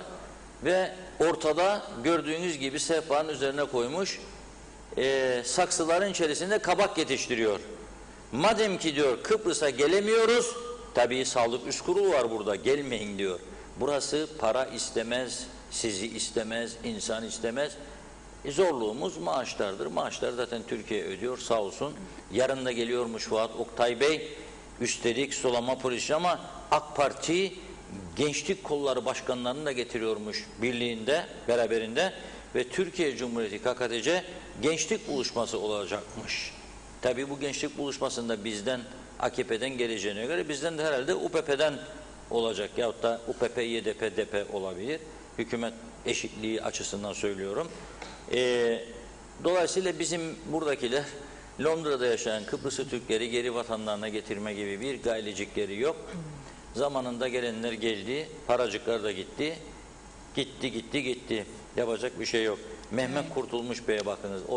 Ona da çok teşekkür ediyoruz. Bir taraftan bizi izlerken zeytin yaprağı ile bizi tütsülüyor. Buranın adeti biliyorsunuz. Kıbrıs'ın adeti nazar değmesin diye tütsü yakarlar. Zeytin yaprağıyla bizi buharlıyor gördüğünüz gibi. Çok teşekkür ediyoruz kendisine. Altında da almış eline davulu. Bakın görüyorsunuz değil mi? Davul gelecek şimdi, davul. Ya az önce ben ne dedim? Davul bizde, tokmak başkasında olmaz dedim. O da diyor ki davul benim diyor, tokmak benim. Öyleyse vur Mehmet Bey davula, ortalık inlesin, konu komşu seni dinlesin orada. Çok teşekkür ediyoruz, sağ ol, var ol diyoruz. Bir laf çok dikkatimi çekti. İnsanlar birbirini sevmez oldu diyor belediye başkanı. Tam da bugün aklıma çok güzel bir şarkı geldi. Alpay'ın unutulmaz bir şarkısı. Arkadaşlara dedim telif yasağı yoksa koyun. Şimdi yazdım yayın içerisinde. Varsa bir kısımcığını yayınlayın. Dinleyelim.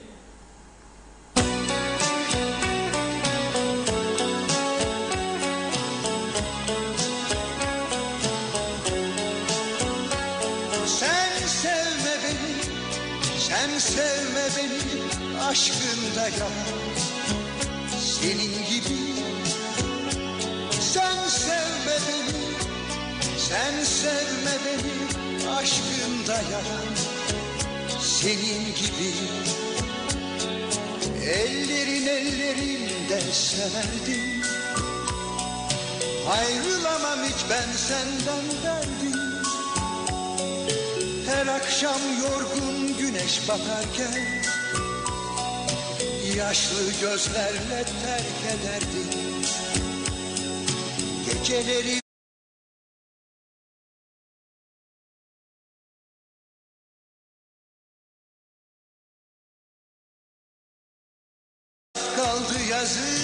desem, nereden sevdim seni bilmem neden. Sen sevme beni, sen sevme beni, aşkında yalan senin gibi. Sen sevme beni, sen sevme beni, aşkında yalan senin gibi. Git artık git, istemem arama. Herkesin aşkı böyledir sanma. Başka bir aşk bulduysan eğer, unut beni, unut artık yeter. Nerede verdiğin o sözler, gözlerimde güzel gözler. Anladım artık hepsi boşmuş, kalbim boşluğun peşinden koşmuş. Sen sevme beni, sen sevme beni, aşkında yalan senin gibi. Sen sevme beni, sen sevme beni, aşkında yalan senin gibi.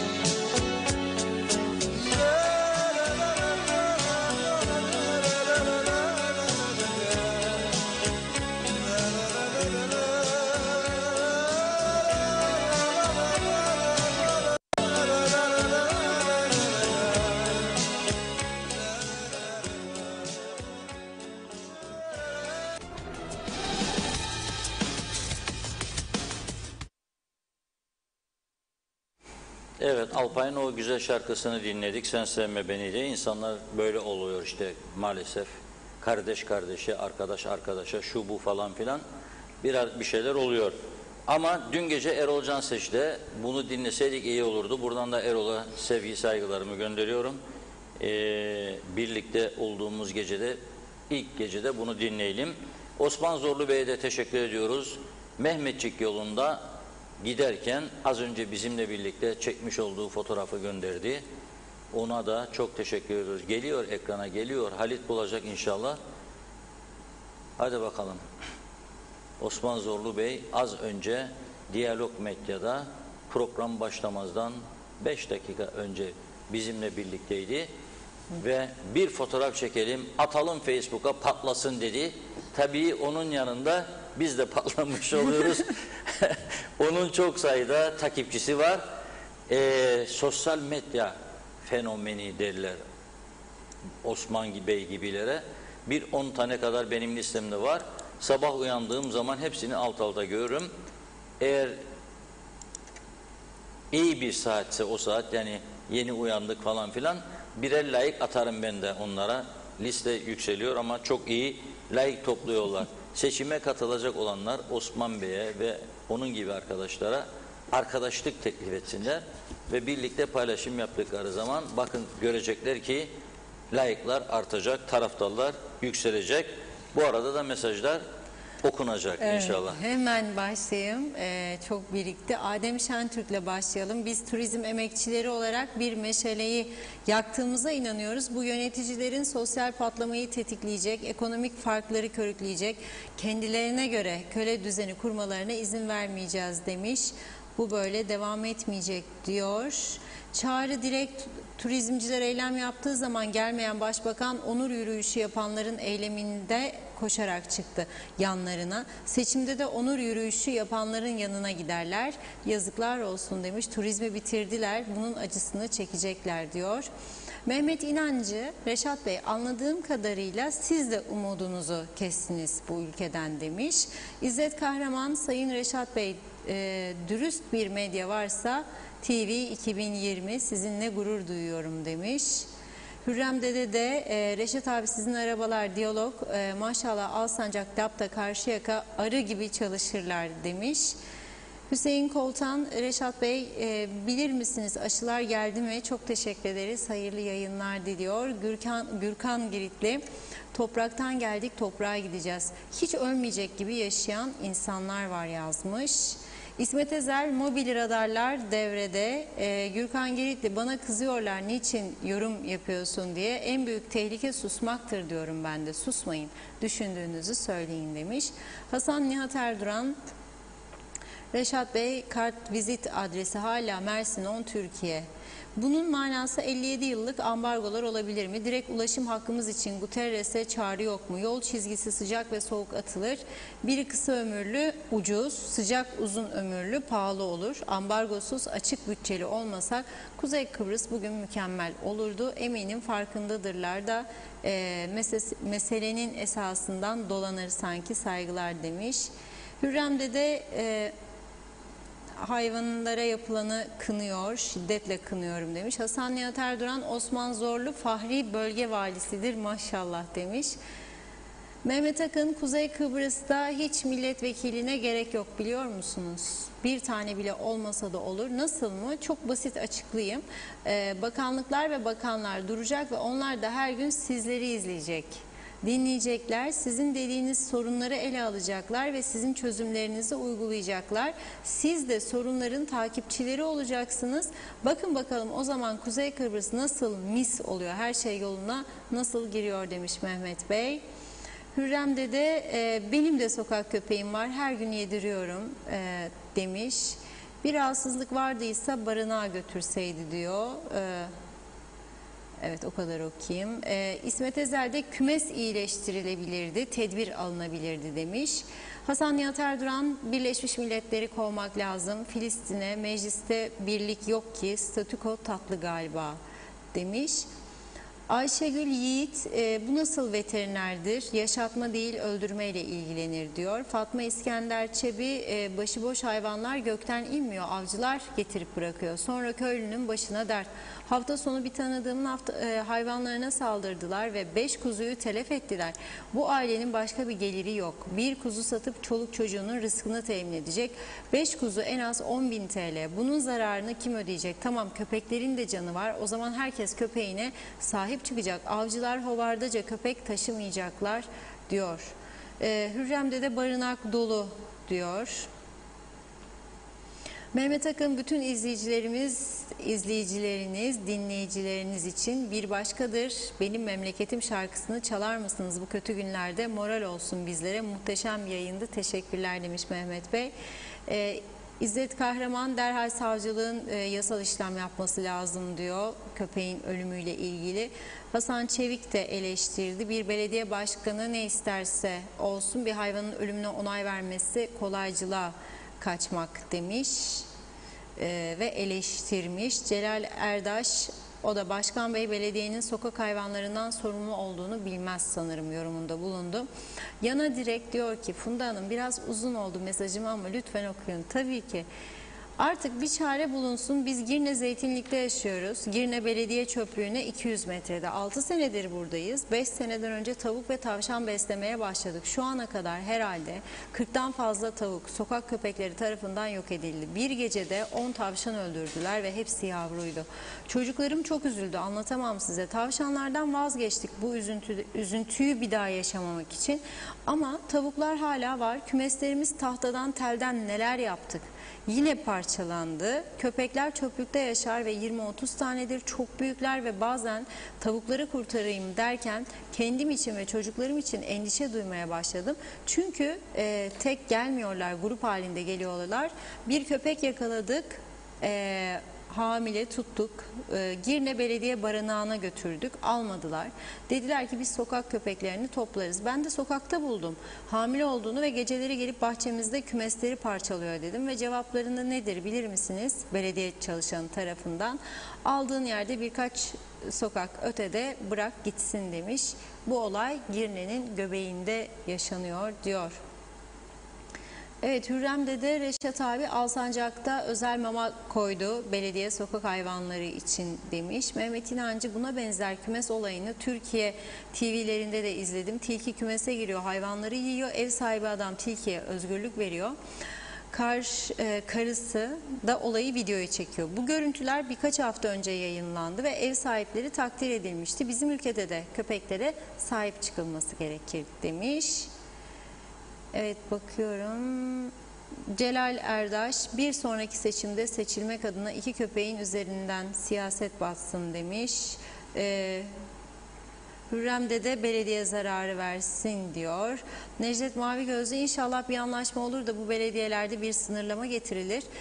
Bir de belediye sayıları azaltılır. Adım başı belediye resmen rezalet. Lefkoşa'nın dibinde Gönyeli, Dikmen, Değirmenlik, diğer bölgelerde aynı Lefkoşa Belediyesi'nin personel sayısı 28 belediyenin personelinden fazla diyor, eleştiriyor.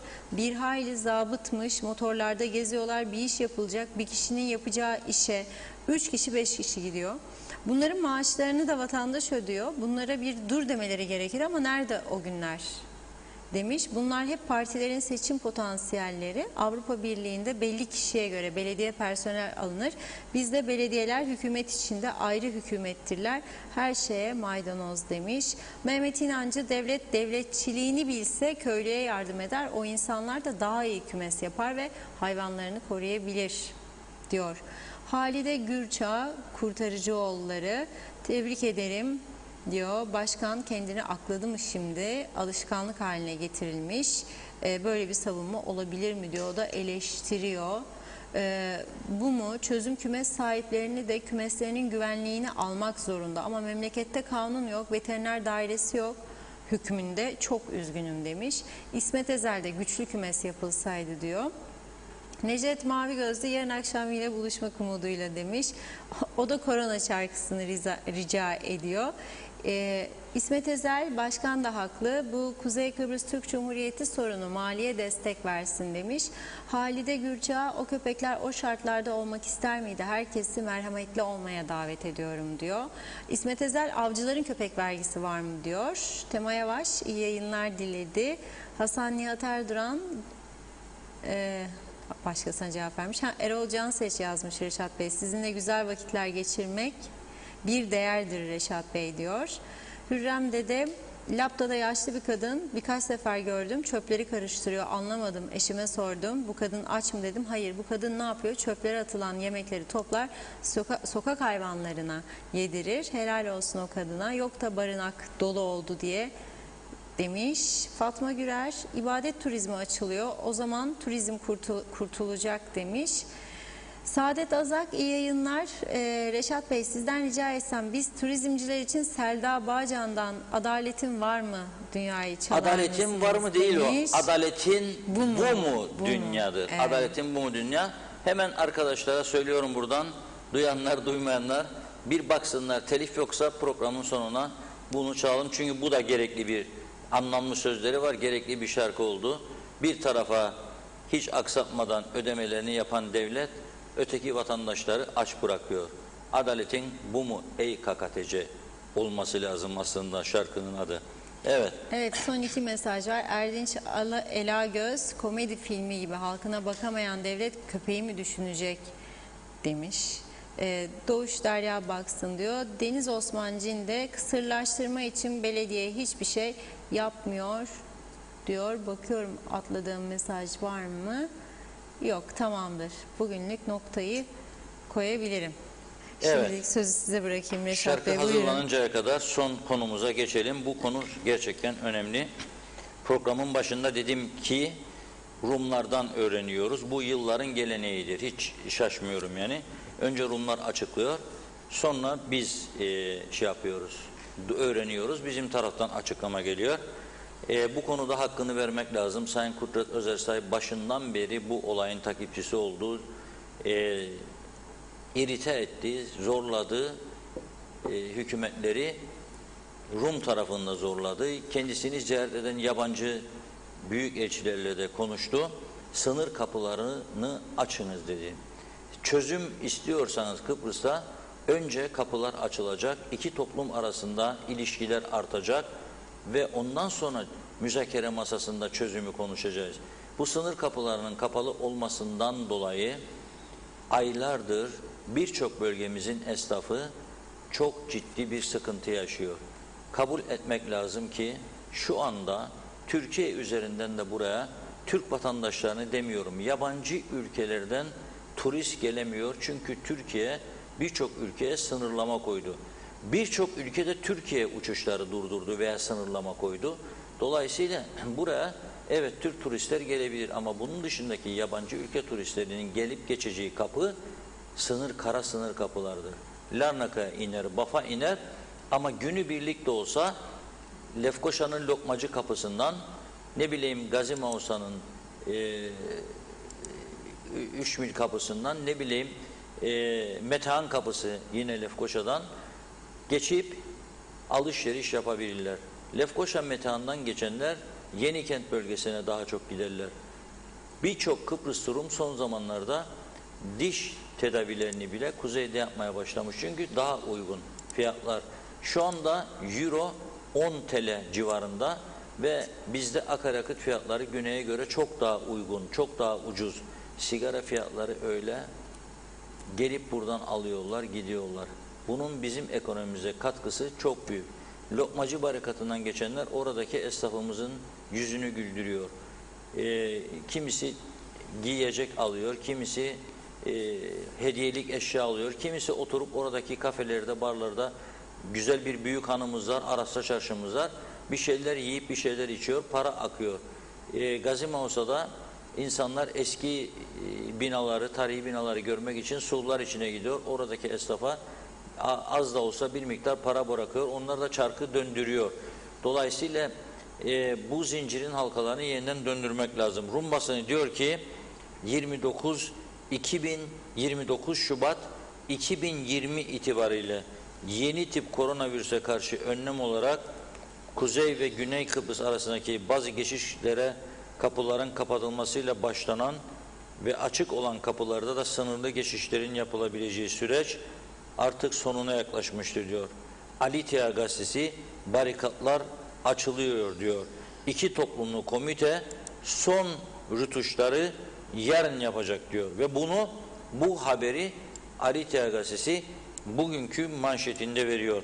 İki toplumlu sağlık teknik komitesi kapılardan geçişlere son şeklini vererek bunu açacaklar diyor. Ve bu iki toplumlu komitenin Rum eş başkanı Leonidas Filaktou yarın video konferans yöntemiyle yapılacak olan toplantıda derhal yürürlüğe girmesi amacıyla kuzey ile güney arasındaki kapılarda ortak önlemlerin uygulanması konusunu ele alacağını söylemiş. Bunun paralelinde kapılarda anlık önlemleri belirleyecek epidemiyolojik göstergelerin, bilimsel kriterlerin uygulanması da görüşülecek diyor. Rum tarafı olarak diyor, biz bir ay önce bazı öneriler sunduk diyor. Görüşmek ve sonuca varmak istiyorduk diyor. Kıbrıs Türk tarafının önerilerini bekledik diyor. Onlar diyor bu önerileri iki tarafın liderlerine gönderilecek ortak bir öneri oluşturacak demişler. Evet, dolayısıyla bu kadar zaman özellikle son bir ay topun bizde olduğu anlaşılıyor. Açmayalım kapıları, iki eşit egemen devlet üzerine duralım. Ne işimiz var, Rumlar gelsin bu yana gitsin. Ama unutmayalım, KKTC Bakanlar Kurulu'nun yarıdan fazlasının Republic of Cyprus pasportu var. 5 milyon eurocuktur bir pasportun değeri. Republic of Cyprus. 5 milyon eurodur bir pasaportun değeri. Evet, hak ve adaletimizi istiyoruz. Güvenliğimizi sağlama bağlamak istiyoruz. Türkiye'nin garantörlüğünü istiyoruz.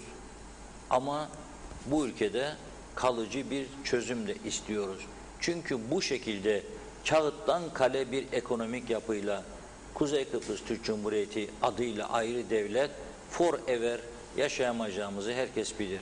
TRNC forever, evet güzel bir slogandır ama değil. Çünkü bizim kale şöyledir. Çok söyledim, gene söylüyorum. Küçümsemek için değil ama bunu zannediyorum.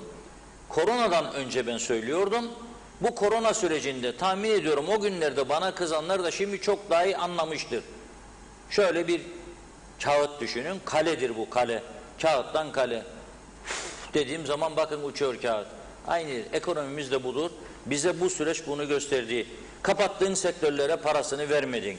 İnsanların kirasına yardımcı olmadın. Kredilerini ertelemedin. Bankalarla boğuşturdun. Herkes borç batağına gömüldü. İnsanlar perişan oldu. Aile düzenleri bozuldu. Doktorlar, psikologlar korkunç hasta görmeye başladı. Sakinleştirici hap kullanımları, ilaç kullanımları patladı bu ülkede. 50 kat, 100 kat arttı. Kimi görsem, sorsam, nedir o işte? Doktorcuğum verir. Nedir? İyi değilim, kendimi iyi hissetmem de bunu içince biraz daha moral bulurum. Ne bu ya? Nedir bu düzen? Nedir bu düzen? Dolayısıyla evet, Avrupa standartlarında kalıcı bir çözüm istiyoruz. Kendi güvenliğimizi tabii ki teminat altına alarak. Bunu zaten bizden çok Türkiye'de istiyor bunu. Sayın Erdoğan hep bugüne kadar bir adım önde siyaseti güttü. Rumlar kaçırdı treni kaç defa. Şimdi bir son şans geliyor gibi görünüyor. Bunu algılamak zor değildir. Umarım bu şansı da yok etmezler. Bize de hak verirler bu ülkede yaşama hakkı. Avrupa Birliği de iki tarafa adaletli davranır ki adaletin var mı dünya şarkısı tabii bizim içindir şu anda. Dünyada da adalet eksikliği var, bunu biliyoruz. Avrupa Birliği, işte Filistinlere yapılanlar falan filan biliyoruz bunları ama gene de bu Selda Balcan'ın şarkısını dinleyelim ve öyle veda edelim. Öyle veda edelim. Var mı başka hazır mesaj? şarkımız. Yok mesajlarımız tamam. Varsa da kalanları yarına devam ederiz. Dinliyoruz Selda Balcan'ı.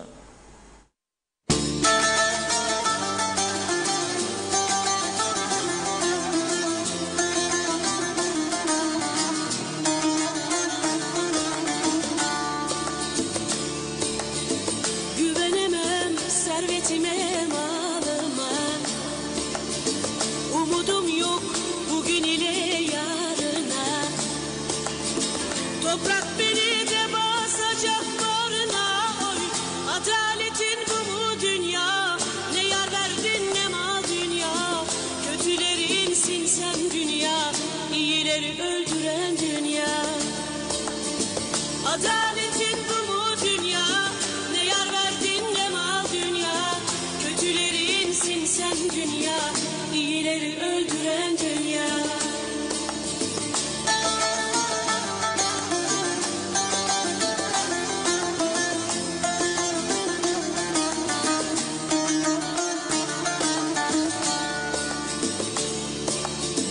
Ne insanlar gelip geçti kapından. Memnun gelip giden var mı yolundan? Kimi fakir, kimi ayrılmış yerinden. Adaletin bu mu dünya? Ne yar verdin ne mal dünya. Kötüleri insin sen dünya, iyileri öldüren dünya. Adaletin bu mu dünya?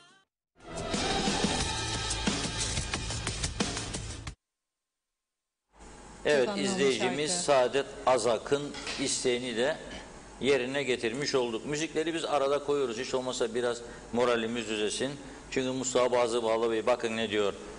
Vekiller diyor, bizim vekiller bakanlık koltuğuna işrahat yapmak için oturmuyorlar. Onlar vatandaşlarını, hısım akrabalarını, partililerini devlet dairelerine yerleştirme için çaba gösterirler. Üstelik bir hükümetin ömrü 18-20 ay sürerse bu kısa zamanda menfaat elde etmek için canı gönülden çaba harcarlar. Çünkü biliyorlar ki görevden her an alınıp yerlerine başka bir partili birisi atanabilir diyor.